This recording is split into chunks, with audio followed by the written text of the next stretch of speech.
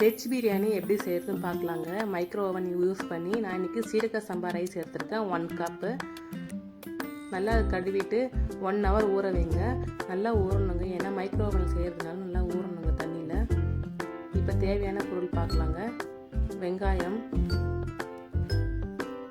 தக்காளி, soya chuck, beans, carrot, புதினா, இஞ்சி பூண்டு பேஸ்ட், கட்டி தயிர், ஸ்பைசஸ்ங்க தேவையான பட்டை, கிராம்பு, ஏலக்காய், பிரிஞ்சி இலை, சீரகம், பெருஞ்சீரகம் எல்லா ஸ்பைசஸையும் நம்ம ஆட் பண்ணிக்கலாம். இப்போ ஒன்று நம்ம என்னென்ன வேணுமோ அதெல்லாம் இதில் ஆட் பண்ண போகிறோங்க.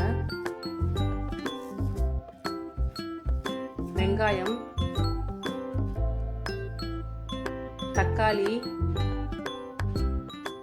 சோயா சக், பீன்ஸ், கேரட், புதினா, இஞ்சி பூண்டு பேஸ்ட், தயிர்,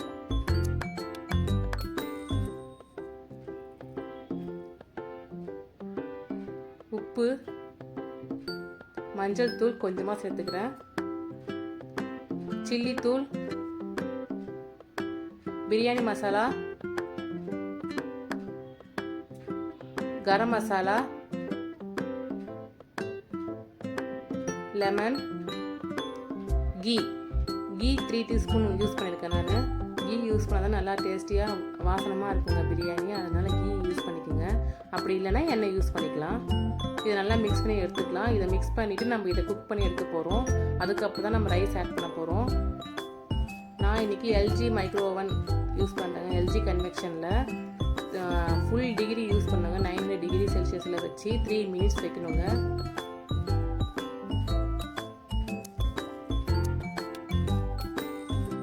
மைக்ரோ கிளிக் பண்ணிக்கோங்க. 900 டிகிரி செல்சியஸில் 3 minutes செலக்ட் பண்ணி ஸ்டார்ட் பட்டன் கொடுங்க. ரெடியானதும் பீப் சவுண்டு வரும். இப்போ நம்ம குக் ஆகிருக்கும். நம்ம எடுத்துகிட்டு இதில் நம்ம ரைஸில் தண்ணியை வடிகட்டிட்டு அதை ஆட் பண்ணிக்கோங்க. ஆட் பண்ணிக்கிட்டு 1 கப் ரைஸ்க்கு 3 கப் வாட்டர் ஆட் பண்ணி நான் கொஞ்சமாக புதினா போட்டிருக்கேன். அதில் திருப்பியும் 1 டீஸ்பூன் கீயும் ஆட் பண்ணியிருக்கேன். உப்புலாம் கரெக்டாக செக் பண்ணிக்கோங்க. கரெக்டாக இருக்குன்னா விட்டுடுங்க, இல்லைன்னா கொஞ்சம் உப்பு ஆட் பண்ணிக்கலாம். இப்போ நம்ம இதை குக் பண்ணலாம். மைக்ரோ கிளிக் பண்ணிக்கங்க. அதே ஃபுல் டிகிரி செல்சியஸ் வச்சுக்கோங்க. 900 20 minutes செலக்ட் பண்ணிக்கலாம். இப்போ ஸ்டார்ட் பட்டன் கிளிக் பண்ணிக்கலாம்.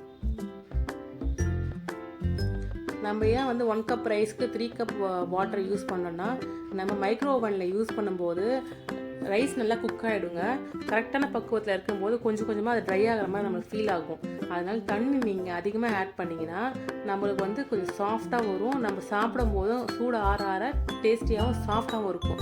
அதனால் எப்போ மைக்ரோ ஓவனில் நீங்கள் ரைஸ் குக் பண்ணாலும், நார்மல் ரைஸ் குக் பண்ணாலும், பிரியாணி குக் பண்ணாலும் நம்ம வாட்டர் எக்ஸ்ட்ரா ஆட் பண்ணால் தான் சாஃப்டாக இருக்கும் ரைஸு. இப்போ பாருங்கள் சாஃப்டாக இருக்குது. இப்போ நம்ம ஆற ஆற சாப்பிடும் போதும் சாஃப்டாகவே இருக்கும். அதனால் எப்பவுமே மறக்காமல் தண்ணி மட்டும் கொஞ்சம் அதிகமாக ஆட் பண்ணிக்கோங்க. Thank you for more video. Subscribe my channel and like.